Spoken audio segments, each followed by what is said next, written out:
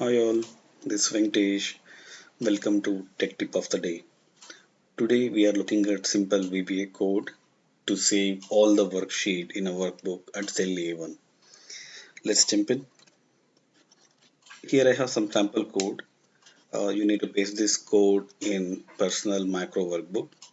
To activate that, click on record macro, select that, and you can say OK.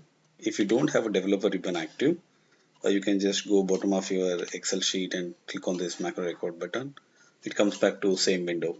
I will say OK. So I don't need to record any code, just stop it. It's just to enable that Excel file. Okay, so I can click on Visual Basics. So if you don't have that window enabled, you can just press Alt F11. So go to Personal Excel SB, Modules, delete this. We don't need it. Let's go back to Excel, copy the code, paste it.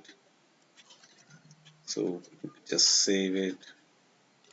Now we go to More Commands drop down, More Commands, change popular command to macro. Select the code which we just saved, save at home, add it, modify the icon so that you can recognize.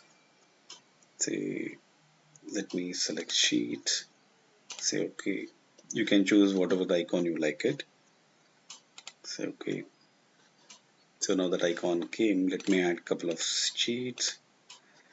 Say example in the sheet I'm here, and in the sheet here.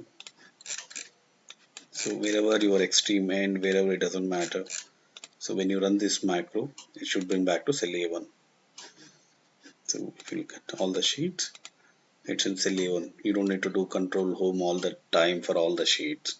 This is very simple, easy, and this macro will be available for all the workbook irrespective of the whether that has a code or not, because we saved it in a personal macro workbook. Hope this is helpful. Thanks for watching this video. Watch out this space for more such videos. Thank you.